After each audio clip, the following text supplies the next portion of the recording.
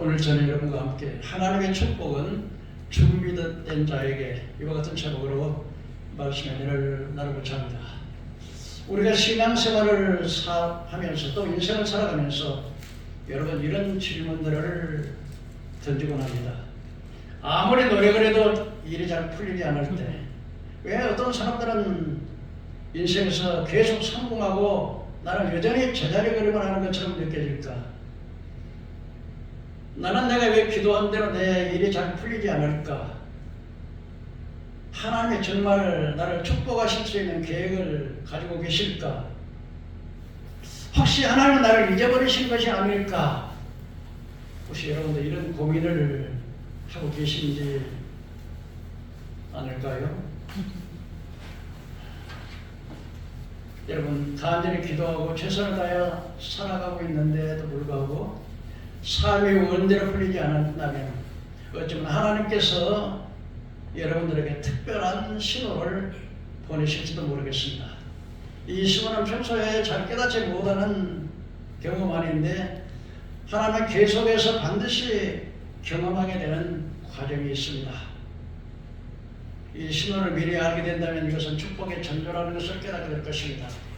지금 어려움이 단순한 고난이 아니라 축복의 징조라고 하는 전조라고 하는 것을 알게 될 것입니다. 그렇다면 여러분 하나님이 우리를 축복하시기 전에 어떤 과정을 겪어야 할까요? 세상 사람들은 운이 좋다고 할지도 모르겠습니다. 그러나 믿는 자들에게는 하나님이 축복하시기 전에 어떤 과정을 허락하시는지 오늘 자세히 한번 알아보도록 하겠습니다. 첫째로 하나님은 축복을 하시기 전에 반드시 연단의 과정을 거치게 하신다는 것입니다. 사람은 고난당하기 전에는 잘 깨어지지 않습니다. 등따숩고 배부르고 돈 있고 권세 있고 힘 있으면 하나님 안 찾습니다. 그래서 에레미야가 3장 30절에 주께서 고생하고 인생에 고생하고 근심하는 것이 하나님의 본심이 아니라 그랬습니다. 그럼에도 불구하고 하나님께서 왜 우리에게 고난을 허락하실까요? 장로의 칼빈 선생은 이렇게 말했습니다. 이 고난을 통해서 하나님이 택하신 백성들을 부르신다고. 사람들은 편안하고 잘 되면은 절대로 하나님 찾지 않습니다. 여러분 가만히 보십시오. 우리 주변을 살펴보면은 부자고 돈 많고 큰 사업을 하신 사람들이 교회 나와서 하나님을 믿으니까 아니면 가난하고 소외되고 좀 학식이가 좀 떨어지고 사람들에게 외면당하고 무시당하는 사람들이 교회 나와서 하나님을 잘 믿습니다. 물론 요즘은 많은 지식인들도 교회에 많이 나오는 경우가 있지만 많은 사람들이 어려움을 당하면 결국적으로 애들이 막 어려울 때는 막 하고 들어오지만은 진짜 어려움이 있으면은 하나님 살려주세요 이 말이 나오게 되는 것입니다. 그렇기 때문에 하나님께서는 먼저 우리에게 축복을 주시기 전에 축복을 감당하게 하기 위해서 먼저 고난을 먼저 보내신 것입니다. 여러분 이 칼이 누구의 손에 달려있느냐에 따라서 그 쓰임이 달라지는 것입니다. 칼이 얼마나 좋습니까? 칼로 요리사가 칼을 들면 맛있는 요리를 할 수 있는 것입니다. 그러나 여러분 강도가 칼을 들면 그 칼은 어떻게 되겠습니까? 사람을 죽이는 살인무기가 되는 것입니다. 어린아이가 칼을 들면 어떻습니까? 위험하지 않습니까? 마찬가지로 하나님께서 축복하시기 전에 먼저 연단 과정을 거치게 하시는 것은 하나님의 축복을 주었을 때 감당할 수 있도록 하시기 위해서 먼저 연단을 먼저 주시는 것입니다.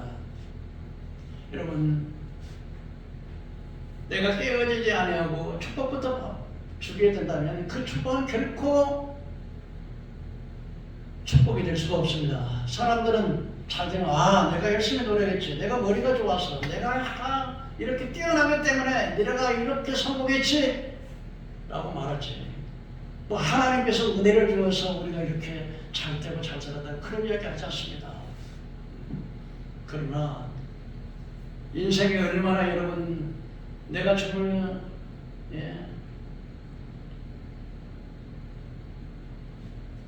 죽음의 병에 걸렸다고 생각해 보십시오.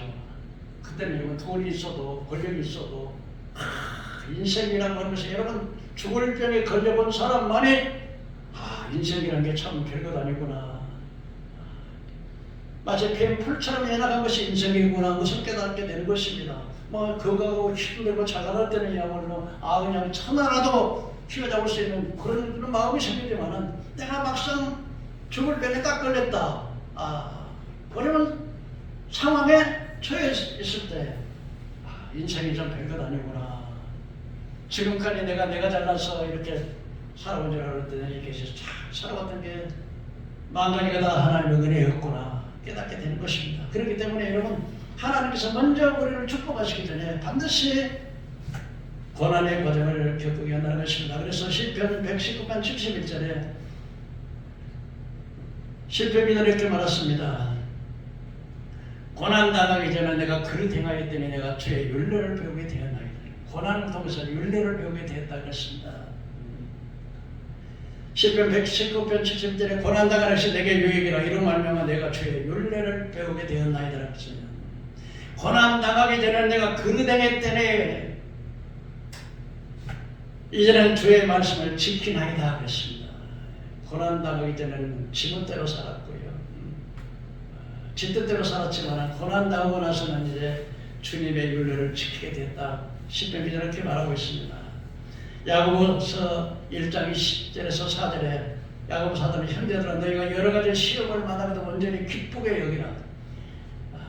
믿음의 시련이 인내는 연단은 소망을 이루는 줄 알게 하리라고 말씀하셨습니다. 그렇기 때문에 하나님께서는 축복 주시기 전에 반드시 준비부터 시킨다는 것입니다. 어떤 준비요? 축복을 받아서 감당할 때 감당할 만한 그런 준비를 시키는 것입니다.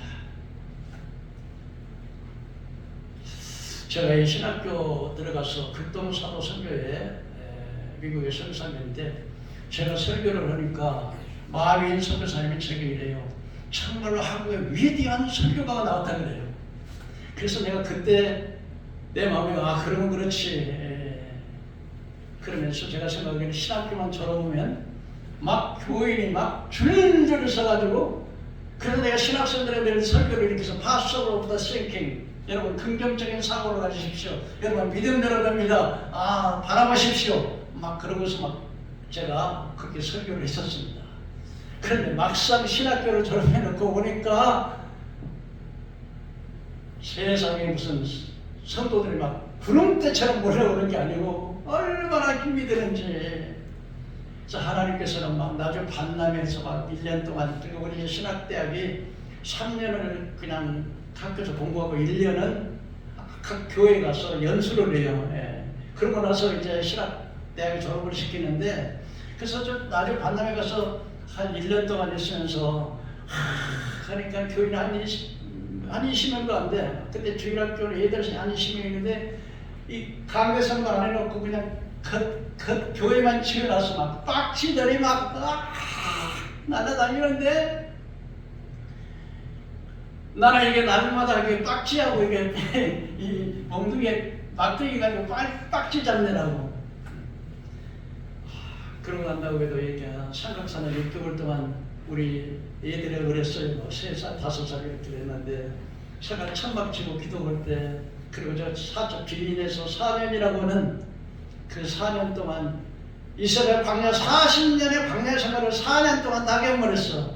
물이 없고 막 독사들이 있고 막 지뢰가 있고 정말로 간교하고 4년 동안 교인 딱 3명 보내주는데요. 그래서 거기서 그 대학원을 이렇게 시간만 허송할 게 아니라 대학원을 다녀야 되겠다 해서 백석대학에 대학원에 입학을 해가지고 거기서 2년 동안 가면 갈 때 갔다면 갈차비 가고 올차비가 없지만 그때마다 하나님께서 역사하시면서 그러면 대학원 딱 졸업하니까 교회가 열리더라고요. 그때 내가 깨달았어요.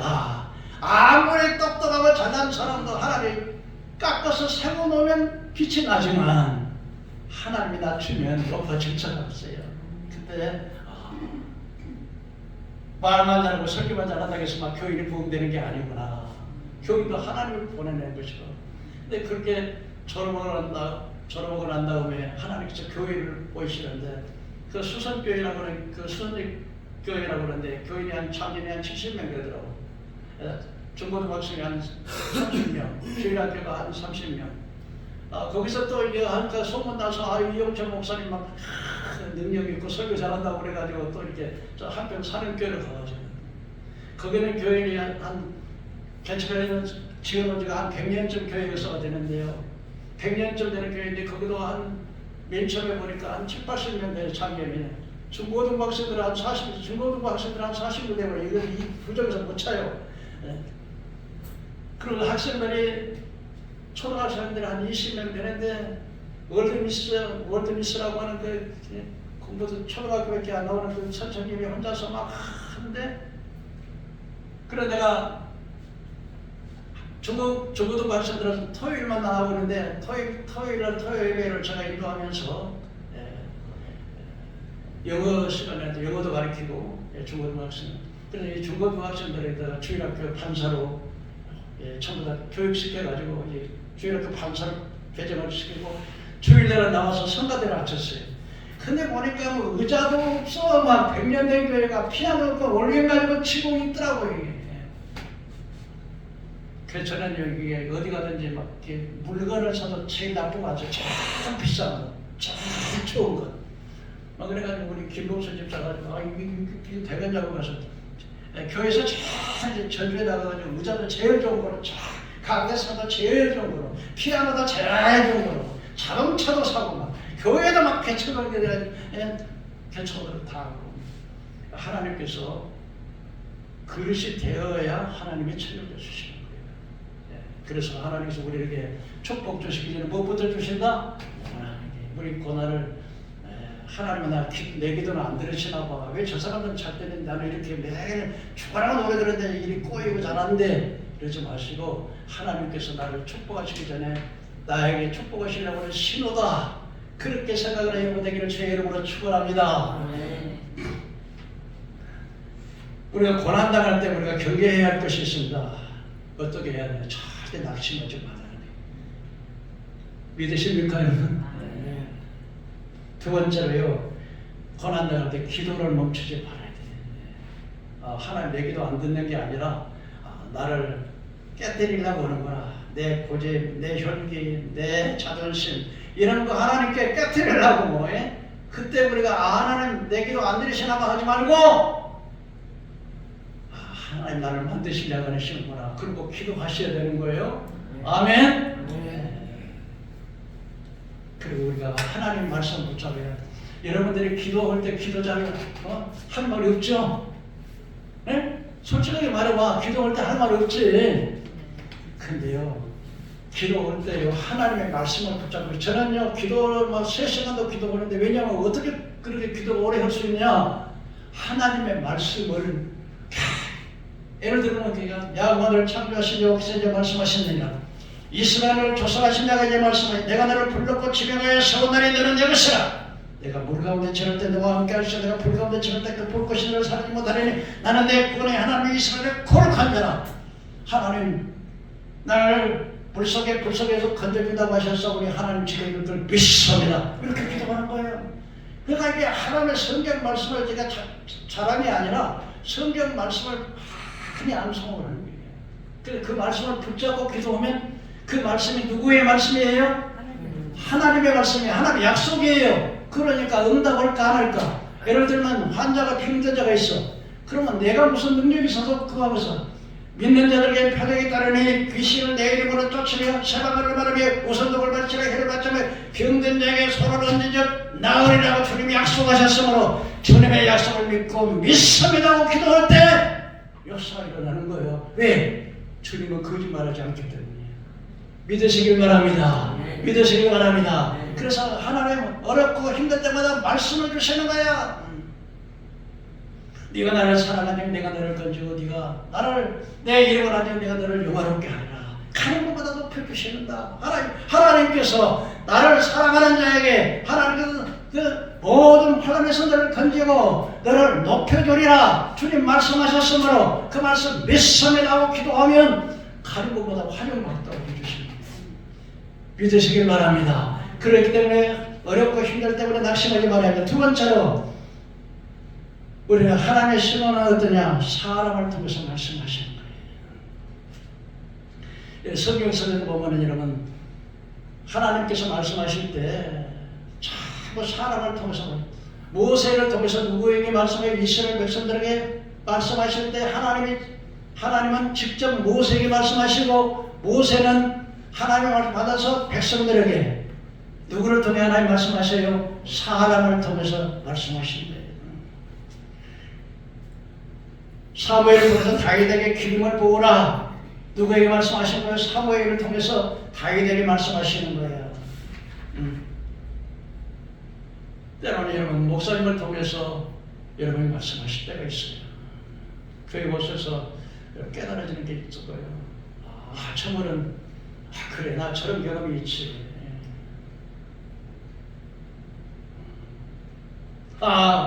목사님을 통해서 하나님이 내게 말씀하시는구나.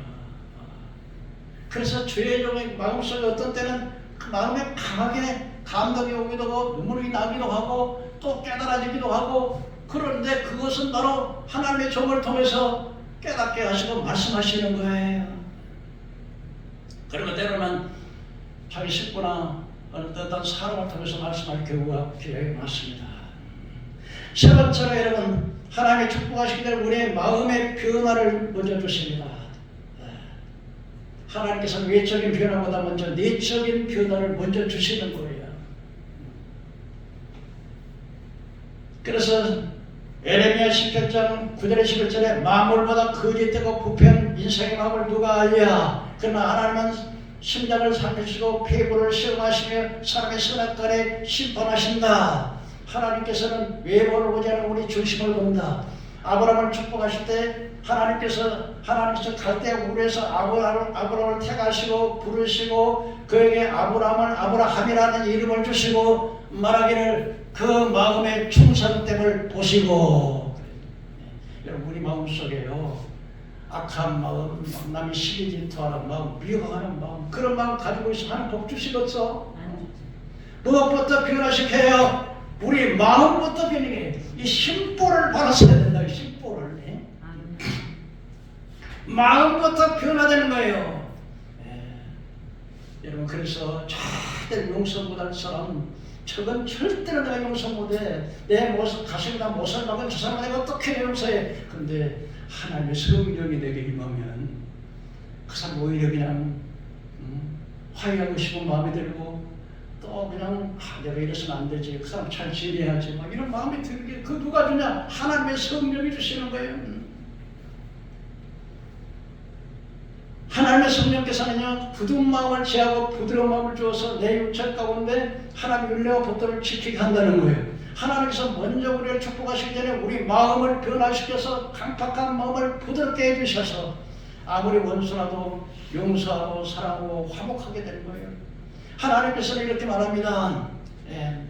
달란트의 비유를 통해서 어떤 사람이 1만 달란트의 빚을 져서 예를 들자면 다른 말로 좀 바꿔 말하면 한 사람이 한 임금에게 이 종인데 100억짜리 빚을 졌어. 그러니 주인이 불렀어. 나 빚 갚어.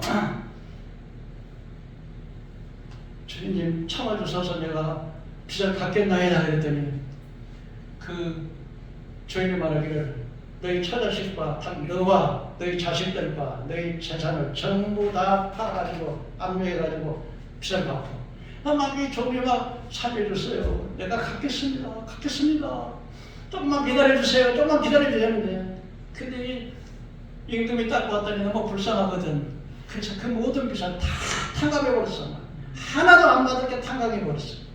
근데 이 종이 가가지고 자기의 100데나리온 다시 말하면 돈 10만원 빚진다에다가 그래서 친구인데 빚 갚아라 그래. 내가 갚을게 좀만 참아줘요. 그때 갖다 고소해가지고 까마귀에다 집어넣어버렸어.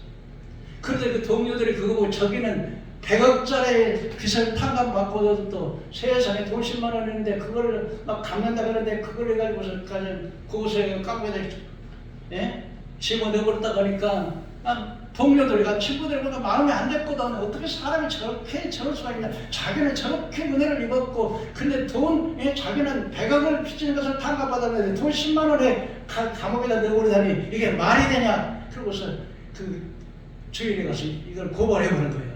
그랬더니 주인이 그놈을 불러가지고 야 이놈아 너는 내가 빌기에 내가 백악의 빚을 갖다가 탕감해 줬는데 너는 그 동네에 그것을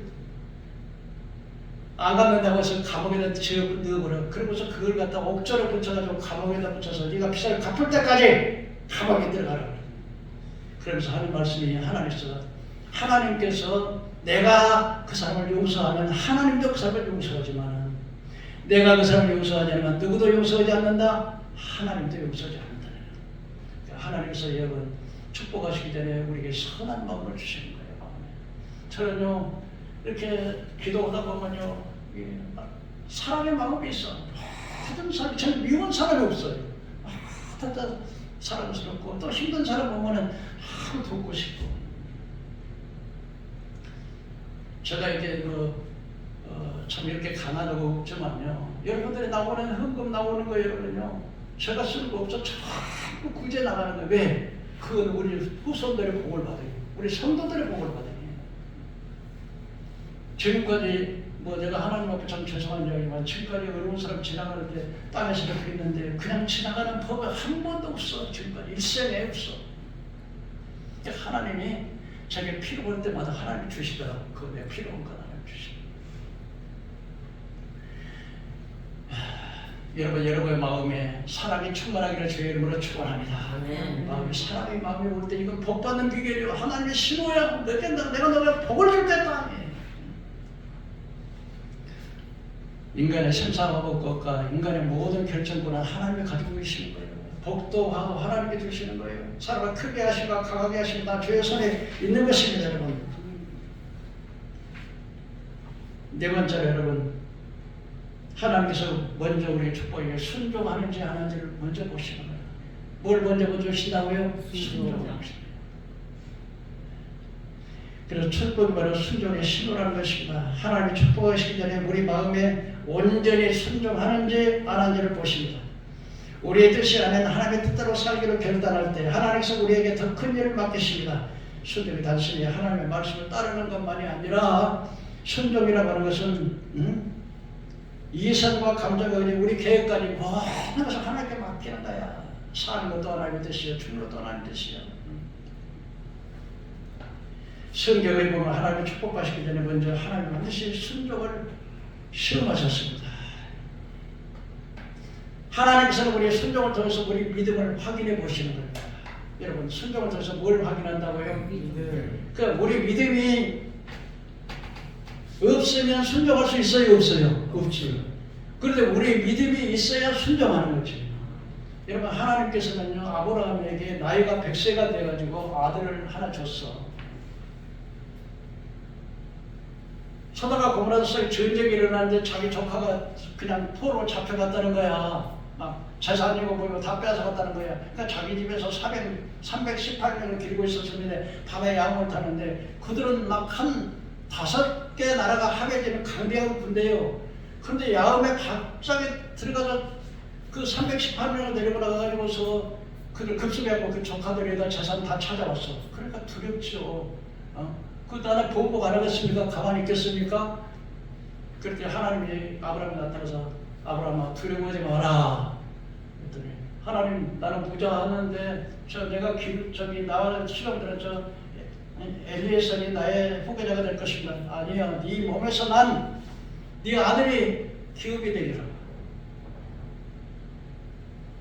그러니까 그러고 나서 그런데 내 아이가 100살이고 우리 부인이 90살인데 어떻게 애기를 낳아? 근데 하나님의 말씀이 그랬더니 안 믿으니까 아브라함 좀 밖에 나가봐. 밖에 나가면 밤에 뭐가 보여요? 별들이 보이지. 너 별 한번 세봐. 하나 둘 셋 넷. 별 하나 꽁꽁 나 하나 꽁꽁 별들 꽁꽁 나둘 꽁꽁 다 세는데 셀 수 있어 없어? 내 자손이 이와 같이 많아지리라. 그래서 얻은 아들이 100세에 자기 부인 90세에 잉태에 가서 있잖아요. 예. 사람이 잉태할 수 없는 불가항력적인 일로 하나님 약속한 대로 배가 불러가지고 100세의 아들을 낳았다 이거예요. 그러면 여러분 100세의 아들 낳았으니 사랑스럽겠어 어떻겠어? 빨리는 나이 들어가지고 애 낳으면 더 사랑스럽다고 하잖아요. 그런데요, 아이 세상에 그 아들 보기가 아깝지. 100세의 아들을 낳았으니 말입니다. 물론 후체를 통한 하가를 통해서 이스라엘을 먼저 낳기도 해서, 근데 이스라엘은 서자이기 때문에 이제 기업을 못 이을 자가 아니고 이삭을 통해서 기업을 잇다 그랬어요. 근데 하나님께서 아브라함아, 네 몸에서 난 이 사람이 이 기업을 이을 거다. 이 후대로 기업을 이을 거다. 그래서 하나님이 약속하셨죠. 그런데 하나님께서 100세 얻은 아들을, 그런데 100세가 되고 나이가 한 아들이 한 17살 정도 됐어 이제 아들이.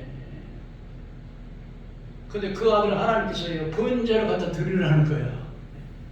번제가 뭐냐면요, 이 양이나 소를 잡아가지고 목을 자르고 팔을 자르고 다리를 자르고 가지고 다 벗겨가지고 여기다 제단에 놓고 불을 태워서 드리는 제사가 번제 제사예요. 그게 구약시대는 이스라엘 백성이 죄를 지으면 죄를 사함받기 위해서 그런 제사를 드릴 때 그 사람이 내 죄 때문에 그 양이 죄가 없는 흠없는 양이 대신 죽는 거예요. 그래서 그 순간만 그 죄만 용서받는 거죠. 근데 우리 예수님께서는 단 한 번에 자기의 영원한 어린 양이 돼가지고 단 한 번에 영원한 속죄를 드렸어. 근데 아브라함아, 너 아들 이삭을 갖다가 모리아 산에다 제물로 번제를 드리라. 근데 여러분 기가 막히죠. 물론 연단도 많이 받아서 훈련도 많이 받았지만은 부인에게 이야기할 수가 없었어요. 부인에게 이야기할 수가 없어요. 근데 이게 종들하고 이삭에게 나무를 치고 나무하고 칼하고, 그러고는 이제 부인에게 말도 안 하고, 그러고 이제 모리아 산에서 그 아들을 제물로 드리려고 모리아산에 가는 아들이 물어요. 아버지, 아니 나무와 칼은 있는데 제물은 어디 있습니까? 그 뭐라고 해야 돼? 하나님이 너를 잡아서 제물로 드리라는 말을 참아오지 못하고 하나님께서 얘기해 놓으셨단다. 그러고 이제 종들은 산에다가 있다. 너희들은 여기서 기다려라. 그럼 자기 아들에게 나무와 칼을 들고 모리아산에 갔어요. 모리아산에 딱 가가지고 제단을 쌓고 난 다음에 이삭아, 하나님께서 너를 잡아서 제물로 드려. 그 이삭이가 나이가 17살이면요. 아버지가 이게 117세가 됐으면 아버지가 노망해가지고 이게 망령되라고 그러는데 아들이 이게 순종을 해요. 밧줄로 먹어가지고. 그래서 아들을 죽이려고 할 때 갑자기 천사가 아브라함아 급하게 불렀어요. 뒤를 돌아보니까 양 한 마리가 있어요. 이 양을 대신해서 제물을 하나님 그 마음을 시험해 본 거죠. 그런데 어떻게 아브라함이가 그 말씀에 순종했냐 하면요, 하나님께서 이삭을 통해서 내 기업이 이어질 것이라고 했기 때문에 내가 이삭을 죽여도 하나님이 죽은 이삭이라도 살려가지고 그 아들을 통해서 기업받을 것을 믿었다는 거예요. 그러기 때문에 그 믿음 때문에 그 아들을 바칠 수가 있었던 거예요. 그러니까 여러분, 순종이라는 것은요, 순종을 왜 하냐면 하나님의 그 믿음을 시험해 보는 거예요. 여러분, 그래서 하나님은 순종이 제사보다 낫고 드는 게 수하는 게, 자식들도요 잘 효도하는 게 뭐냐면 순종하는 거야. 하나 대들고 그냥 그럼 그건 아버지 마음이 가슴이 아픈 거예요. 그래서 하나님께서는 네 번째 축복하시기 전에 순종부터 시험해 보신다. 여러분, 하나님께서 순종하러 갈 때 순종하시기 바라요. 아멘. 주의를 지키라고 하면은요, 그것도 하나님의 순종. 내가 오늘 주의 한번 빠졌으면 무슨 상관이 있겠어. 그냥 내가 약속도 했는데 오늘 한번 빠져야지. 그 불순종하는 거야. 그거는 이제부터 내가 하나님 뜻대로 살기로 결심했습니다. 내가 주의를 어떻게든지 안 받겠습니다. 이런 마음을 갖게, 그게 거의 바로 점점 믿음은 들으면서 나는 거야. 그래서 자꾸 어떤 사람에게 와서 말씀을 들으라. 말씀을 들으라. 말씀을 들으니까 아 그렇구나 그 깨달아지는 거죠 이제. 그래서 하나님은 순종을 축복하시기 전에 네가 만내는 말도 안 되는 놈이 주고 싶겠어? 말 잘 들어야 주고 싶지 안 그래요 여러분? 하나님 말씀 잘 듣는 여러분에게 주의 이름으로 축복합니다. 순종. 사울이 갔다가 가서 불려서 저 죽이라 그랬는데 남녀노소 비무미 저 집처까지 다 내라 그랬더니 사울이 가가지고는 막 좋은 거는 막 다 하고 양떼 좋은 거는 하고 그냥 비실비실한 건 다 주고 그래가지고 하나님께서 사무엘에게 내가 사울 왕을 선 것을 후회한다 그래. 밤새 그 사무엘이가 사울을 향해서 기도했어요. 그랬더니 사무엘이 오니까 사무엘이 말하기를 왕이시여 만세스로 하옵소서. 왕의 명령으로 하나님을 다 짓겠습니다. 저쪽에 저 요양관에서 양의 소리에 서서는 뭐냐? 그거요. 하나님 앞에요. 내가 가장 좋은 것을 제사 드리려고 한번 살려가지고 왔어요. 그랬더니 순종이 제사보다 낫고 듣는 것은 수양의 기름보다 나니 그에 간 것은 전치는 죄와 같고 왕권 사슬의 죄와 같다. 하나님께서 당신이 하나님의 말씀을 버렸으므로 하나님도 당신을 버려서 왕이 되지 못하게 하셨나이다. 순종하는 여러분 되기를 주의 이름으로 축원합니다. 다섯 번째 여러분요, 기도 응답이 늦어질 때 우리를 준비하십니다. 기도 응답이 바로 응답 안 된다고 하지 말고 준비시켜야 합니다. 기도 응답이 늦어지는 건 바로 축복의 신호라는 것이에요. 그 어떻게 이해할까요? 많은 분들이 기도할 때 즉각적인 응답을 기대합니다. 그러나 하나님은 기도에 바로 응답하지 않으시고 기다리게 하십니다. 이것이 바로 축복의 신호 중에 하나입니다. 하나님께서 우리를 준비시키고 가장 적절한 때 가장 좋은 것으로 주시는 하나님인 것입니다. 그러므로 기도 응답이 늦어질 때 단순히 하나님의 침묵이라고 생각하지 말고 하나님이 더 강하게 훈련시키는 과정이라고 생각을 하시면서 우리가 하나님께서 우리의 믿음을 더 굳세게 만들기 위해서 기다리신다고 하는 사실을 우리가 알아야 되겠습니다. 여러분, 하나님께서 귀하게 쓰시는 종들은 정말 많이 기다리게 하신 것 같아요. 요셉이가 하나님께서 요셉의 비전을 보여줬어요. 그래서 해와 달과 11별이 너에게 전하리라. 11곡식단이 전부 너에게 전하리라는 뭐냐, 앞으로 이런 왕이 되겠다는 꿈을 주신 거예요. 이 요셉이가 가가지고 형들이 와봐봐. 내가 어젯밤에 꿈을 꿨는데 말이야. 해와 달과 11별이 내게 저러더라니. 곡식단에 내 곡식단도 들어섰고 형들 곡식단이 이렇게 11곡식단이 때문에 내 곡식단에 이렇게 절을 오다 그랬더니 형들이 야 이놈아 내가 너희들이 종이 되겠냐. 그 다음에 그 다음날 또 꿈을 꿨어. 형들 들어봐요. 내가 어젯밤에 꿈을 꿨는데 말이야. 해와 달과 11별이 내게 절을 오더라니까. 해는 아버지, 다른 어머니, 그리고 11별의 형제들이 그게 무슨 꿈이겠어요? 앞으로 장차가 큰 인물이 되겠다는 비전 아니겠습니까? 근데 요셉이가요, 바로 그렇게 애굽의 총리가 된 게 아니에요. 형들의 미움을 받아가지고, 구렁텅이다 빠뜨리고, 구렁텅이를 빠뜨렸다가 저 애굽의 상인들이 보니까, 우리 형제들을 그냥 피로 죽이는 것보다는 차라리 그냥 저 상인들에게 노예로 팔자. 그래가 노예로 팔려가서 파는데, 애굽의 바로의 그 신하인 보디발의 집에 팔려간 거예요. 그런데 하나님이 보디발에게 이렇게 은혜를 베푸니까 막 형통하거든. 그래서 이 좋은 걸 갖다가 그 집에 있는 모든 관리하게 는 총리가 되게 하고, 또 감옥에 갔을 때도 억울하게 누명을 쓰고 감옥에 갔을 때도 하나님이 그 간수에게 모든 위임을 다 맡겨주고, 또 감옥에 간 것이 동기가 돼서 애굽의 바로왕의 꿈을 해석할 수 있는 동기가 되어서 바로왕의 꿈을 꿨더니 나중에는 요셉이가 하나님의 신에 감동한 자를 어찌 얻으리요? 그러고서 그 왕이 애굽의 바로가 자기 인장 반지를 되게 찌고, 이 반지는 왕의 그 인명의 표시거든요. 그리고 자석을 입히고 자기 술에 태워서 네가 나보다 높은 것은 이 애굽의 왕자인 하나뿐이고 온 애굽의 통치권을 내게 주더라. 그래서 요셉이가요 하나님의 축복을 받고 계시를 받고 난 다음에 17살에 이제 종으로 팔려가가지고 35살, 자고지 한 17년 동안 하나님 기다리게 하신 거예요. 그동안을 기다리면서 하나님이 내가 이거 겸손하고 내가 좀 교만하고 이런 것들을 깨트리는 거예요. 하나님은 하나님께서 축복하신 자를 반드시 바로 축복하지 않고 기다리게 하신다는 거예요. 여러분, 모세는 어떻습니까? 애굽에서 40년 동안 애굽의 공주로서 바로의 아들로 양자라가가지고 교육, 군사 교육, 또 세상의 모든 교육, 그 다음에 광야의 여러 가지 지리 이런 것들을 다 교육시키고 난 다음에 자기 어머니 요셉에서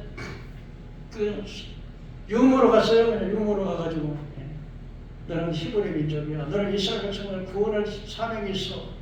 그러니까 어려서부터 애굽의 공주의 아들로 애굽의 바로의 왕을 티를 이어서 왕이 될 그런 심벌이지만은 그러나 어머니를 통해서 계속 너는 이스라엘 히브리 민족이야. 네 민족을 구원해야 돼. 근데 하나님께서요. 그러니까 어느 날 갔다 와서 이렇게 나갔더니 애굽 사람들이 자기 나라 민족 노예에서 벽돌 굽고 피라미드 쌓느라고 고생하는데 막 때리고 막 그래가지고 가만히 화가 나니까 그냥 한번 쳤는데 죽어버렸어요. 그게 소문이 나가지고 모세가 사람을 죽였다는 그러니까 미디안으로 도망갔어. 그래서 미디안 광야에 가서 이들로 집에 가가지고요 40년 동안을 양을 치면서 무슨 살이 된 거예요. 하나님이 그렇게 40년 동안을 기다려 가신 거예요. 하나님께서 어느 날 양을 치러 갔더니 갑자기 저 떨기나무에 불이 붙었어요. 이상하다, 저 불이 붙었으면 타야 되는데 왜 안 탈까? 가서 봤더니 모세야, 신을 벗어라. 내가 이스라엘 백성들의 부르짖음을 들었고 그들의 고통을 보았느니라. 너는 이스라엘 백성들에서 그 백성을 구원하라 그랬더니 모세가 하나님, 나는 말을 잘 못해요. 말이 입술이 둔한 자예요. 보낼 만한 사람을 보내소서. 못한다는 자기예요. 아니야, 내가 내 입에 말을 줄 것인가 가라. 그래서 하나님께서 모세를 통해서 이스라엘 백성을 구원해내기 위해 40년이라고 그랬어요. 야곱이는 자기 외삼촌의 집에 가가지고서 자기 형의 장자권을 뺏어가지고 형의 에서가 자기를 죽이려고 하니까 그 외삼촌 집으로 도망가가지고 거기서 외삼촌의 집에서 20년 동안 무슨 살고 나왔더니 나중에 참 많은 고난을 당했죠. 하나님 축복을 많이 주었죠. 그래서 외삼촌의 두 딸을 레아와 나엘 그리고 여종 둘 마누라 넷에서 12 아들을 낳고 그런데 애굽의 바로가 야곱에게 물었습니다. 아니 당신이요, 당신 나이가 지금 몇 살입니까? 그래 물었더니 내 나이 10살에 비하지 못하지만 험악한 세월을 보냈나이다. 20년 동안 하나님께서 야곱이를 바로 축복해 줘요. 그래서 하나님께서 야곱이를 뭐라 그러냐, 이사야 40장에 보면은 지렁이 같은 너 야곱아, 내날 날카로운 타작기계로 쓰겠다는 거예요. 지렁이 눈도 없고 코도 없고 발바도 못 들어가서 바라는 것보다는 지렁이같이 낯닥친 야곱이를 들어서 이스라엘의 날카로운 칼 어디를 가든지 승리할 수 있는 이스라엘의 칼, 이스라엘이라고는 나누면서 하나님과 겨루어서 이겼다는 이름이 이스라엘인가, 야곱이는 도둑놈이라는 이름을 바꿔서 이스라엘이라는 이름을 넣게 된 걸 믿으시기 바랍니다. 하나님께서 요셉을, 모세를, 야곱을 오래 기다리게 하셨어요. 바로 응답하지 않았어요. 그건 그 연단의 과정을 통해서 얼마나 야곱이가 말한 대로 내 나이 10살에 미치지만 내가 험악한 세월을 하나님 낮추시고 낮추셔서 결국은 복을 주신 걸 믿으시기를 바랍니다. 마지막으로 여러분, 하나님 주시기 전에 우리에게 인간 관계를 형성해 주십니다. 여러분, 관계라고 하는 게요, 하나님의 환경을 준비해서 하나님 우리의 축복을 주시기 전에 준비되었을 때 주변에 인간관계를 정리하시는 경우가 있습니다. 어떤 사람 우리 신앙을 방해하고 어떤 사람에게는 어떤 신앙에 해로운 사람들이 많이 있습니다. 하나님께서 이런 사람들을 자연적인 멀어지게 하고 필요한 사람들을 만나게 하십니다. 제가 나의 인생의 삶을 돌이켜보면 제가 우리 외할머니, 할아버지 때문에 거기서 자랐기 때문에 공부할 수 있고 잘 먹고 잘 입고 그럴 수 있어요. 내가 이렇게 조금 장성하게 될 때는 많은 사람을 붙여주셨어요. 죄 일어났는데요. 교회에서는 우리 김동일 목사님을 통해서 내 신앙을 배웠어요. 청년 시절에 저 말씀 잘하신 주옥 같은 그 말씀을 듣고 내가 잘하고 그리고 신학교를 졸업한 후에 한영훈 목사의 형인 한영길 목사를 만나가지고 또 큰 교회에 갈 수 있는 길을 이렇게 사람을 만나게 하시는 거예요. 그래서 도저히 길이 안 열리더니 백석대학에 대학원을 졸업하니까 그때부터 길이 열려지더라고. 하나님께서 사람을 만나게 하시더라고요. 그래가지고 큰 교회 가게 되더라고. 교계에서는 여러분 뭐 이선 목사님이라고 하는 그분을 통해서 여러분 내가 지금까지 초계를 세우면서 교계 지도자로 쓰임받았던 것이 바로 이선 목사를 만나는 하나님 그때도 만나게 하시는 거예요.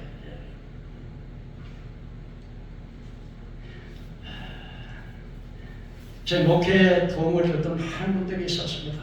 이덕순 권사님 참 잊지 못할 분이에요. 서천에 있는 비례에 있는 장만철 목사님을 사가서는 기도할 때 만났던 분인데 그분을 통해서 사천 비례에서 연단을 받았지만은 그분을 통해 가지고 저 전주에 있는 돈 많은 사람들에게 가면 저기 서천 비인에 가면 선두리라고 하는 그 바닷가에 있는데 거기가 예의될만 하는 신명되는데 거기다가 우리 장만철 목사님을 통해서 교회가 세워지도록 그렇게 만남을 통했어요. 군산에 있는 이정자 집사님 평생 여자 잊지 못할 것 같아요. 심장수 우리 사모님 심장수를 때 심장병원에 95%를 심장병원에서 지원해 줬어요. 이것도요. 우리 아버지가 저에게 그 시기 내가 잘할 때 제가 가르치도 못하고 그래 안 했다고 하면서 마지막에는 자기 그걸 어떤 뭔 생각을 해가지고서 거기다 봤더니 내게 땅이 막 상속이 돼 왔다 그러는 거예요. 세금이 나오고. 그 우리 아버지가 그냥 저기 3편이 왔는데 저를 마지막에 이제 내가 그 목사가 되는데 에이 지가 이 새끼 뭔 목사가 된다고 지랄하고 자꾸 이랬던 사람인데 내가 목사가 돼가지고 이제 했더니 아마 찾아왔던가 봐요. 이제 나이가 돌아가신 나이가 되면 이제 뭐 사람 마음이 약해지잖아요. 그러니까 나 학교 사는 교회를 떠났을 때였었어요. 근데 그 양반의 땅을 내 앞으로 해놨는데 아니 우리 그 동생이 그걸 갖다 지 앞으로 이전해버렸어. 만일에 여러분 그 땅에 시골 땅에서 팔아도 못 먹을 그 땅에다가 내가 땅이 있었으면 신당 탐방에서 이렇게 지원 못 받을 것인데 그게 없으니까 지원을 되는 거예요. 이것도 모든 게 다 하나님의 은혜예요. 지금까지 생각해 보면요, 모든 게 다는 제가 이게 신학교 건물이 없어가지고 이제 없어질 때는 우리 박수남 목사님 전 나사렛교회 그 김영 나사렛교회 그 김미경 여자 목사님에서 그 신학교 가서 24년 동안 남의 건물을 빌려가지고 신학교를 할 수 있도록 다 만나게 하시는 거야. 이렇게 내가 그저 서천 비인에 있었을 때는 관리교회 교인 3명밖에 없는데 하나님께서 관리교회 목사님을 통해가지고 저 봉사 이용철 목사 가지고 설교 잘한다 그래가지고 미안합니다. 제 자랑이 아니라 막 부흥회를 소개해가지고요 막 교인 막 500명, 600명 되는 그런 교회 막 부흥 집회를 소개해 줬어요. 다 만나요. 그러니까 지금까지 모든 걸 생각해 보면요. 저기 1년 동안 신학교 졸업하고 2년 동안 생활 때 박채순 목사님인데 우리 가운데 아들 이은성 집사가 닭을 먹다가 3살인가 4살인가 먹었는데 이걸 목에 걸렸었어. 그러니 뭐 어떻게 내가 뭐 돈도 없는데 어디 병원도 잘 모르고 근데 박채순 목사님 차를 내는 사람을 알아가지고 데리고 가가지고 이 닭뼈를 빼줄 거예요. 이거 뭘 해가지고서 그냥 이거 닭뼈를 그냥 이거 먹다가 이거 닭뼈가 목에 걸려가지고 이 모든 것이 하나님의 은혜예요. 은혜 아닌 게 하나도 없어요. 그냥 유튜브 방송으로서 이런 새신 방송에서 김성수 목사님, 마라나타 김드보라 목사님, 한빛세계 선교사 김선열 목사님, 차량 선교 방송 강근석 선교사님, ITS TV 하만의 목사님, 이런 모든 하나님의 종들을 만나는 것도 내가 하나님의 일을 하도록 하나님께서 발판을 놓아서 그야말로 유튜브를 통해서 얼마나 많은 사람들이 내 찬송을 듣고 내 설교를 듣냐 이거예요. 하나님이 그때그때마다 사람 붙이셨고요. 내가 이거 잘하려고 해서 그런 거 아니에요. 여러분 하나님께서는 사람 그래서 필요한 사람을 붙여주시는 거예요. 난 우리 집사님도 감사하지만 우리 이 박현성 목사님 너무 감사하고 우리 선생님 너무 감사해. 만나는 모든 것이 다 하나님의 축복이에요. 만나주시는 것이에요. 그렇기 때문에 우리가 만날 때 그냥 이렇게 헤어지는 거 하나님 섭리에 맡기고 각종 좋은 관계 속에서 마지막으로 여러분 우리 마음속에 평안을 주셔요.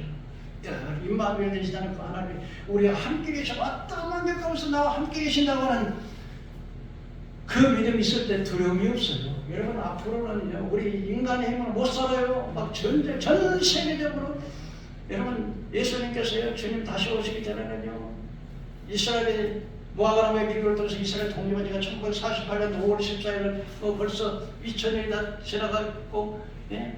마지막에는요 기근과 지진과 재앙과 산불과 홍수와 태풍과 이런 모든 것들이 막 미국 전 세계가 막 퍼지고 앞으로 이건 무슨 일이냐 7년 대관란에 무서운 징조가 오는데 세계 3차 대전은 저 러시아를 통해서 이렇게 해서 3차 대전이 일어나고 7년 대관란이 일어나는데 지금 이 러시아와 우크라이나 전쟁에서 이것은 지금 유럽과 미국과 이게 전혀 연결되어 있습니다. 이게 연결돼가지고 주님 다시 오실 날에 부르는 때 하나님의 도우심이 없는 것을 오직 여호와 하나님 우리의 피난처가 되시고 기존자의 은밀한 곳에 거하는 자는 전능자의 그늘 아래 거하기 때문에 어떠한 재앙에 있어서 밤의 공포와 낮에 오르는 살과 어둠에 찾아오는 전염병과 대낮에 잡아오는 모든 한결 두려워하지 아니한다. 왜냐? 천사를 통해서 늘 지켜 그 팔이 내 돌에 부딪히지 않도록 항상 천사가 우리를 지켜주시고